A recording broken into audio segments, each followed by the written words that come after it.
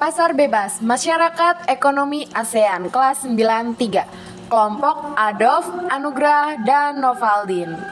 Pasar bebas adalah suatu kondisi jual beli yang ideal berdasarkan mekanisme penawaran dan permintaan tanpa terikat dengan kebijakan maupun sistem ekonomi suatu negara.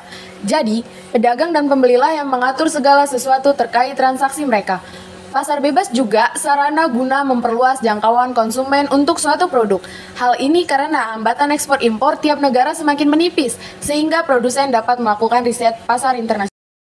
Latar belakang pasar bebas. Yang pertama, munculnya perubahan eksternal, yaitu masa transisi terbentuknya tatanan dunia baru. Yang kedua, keinginan untuk saling memajukan ekonomi negara anggota ASEAN. Keinginan untuk meningkatkan investasi asing langsung ke ASEAN.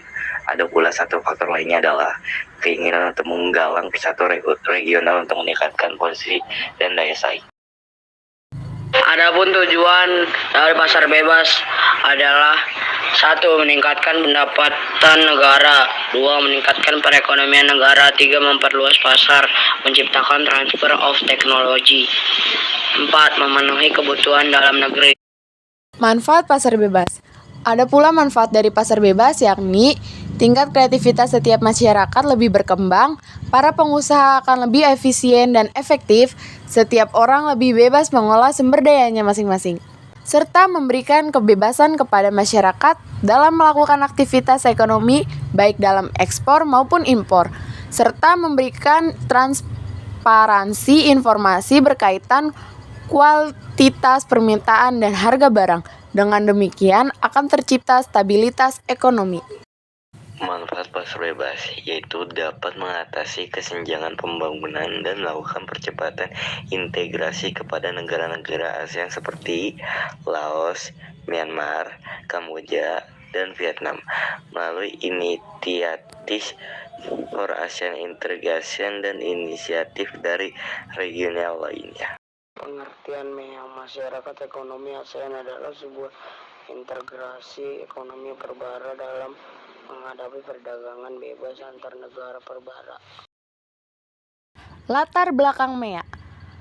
Latar belakang MEA adalah persiapan menghadapi globalisasi ekonomi dan perdagangan melalui ASEAN Free Trade Area atau AFTA, serta menghadapi persaingan global terutama dari Cina dan India. Tujuan MEA akan dijadikan sebagai kawasan yang memiliki perkembangan ekonomi merata. MEA sebagai pasar tunggal dan basis produksi internasional atau Single Market and International Production Base. MEA akan dibentuk sebagai kawasan ekonomi dengan tingkat kompetensi yang tinggi. Dan yang terakhir, MEA akan diintegrasikan secara penuh terhadap perekonomian global. Adapun manfaat MEA pada sisi ketenagakerjaan, kesempatan kerja semakin luas. Pada sisi perdagangan, ialah akan menjadi kesempatan yang sangat baik untuk Indonesia karena hambatan perdagangan akan berkurang. Ada pula bidang-bidang yang ada di MEA adalah bidang industri, bidang perdagangan, bidang investasi, jasa, transportasi, telekomunikasi, pariwisata, dan bidang keuangan. Dampak negatif MEA terjadi di berbagai sisi. Di antaranya adalah pada sisi kompetisi, sisi eksploitasi, dan sisi ketenagakerjaan.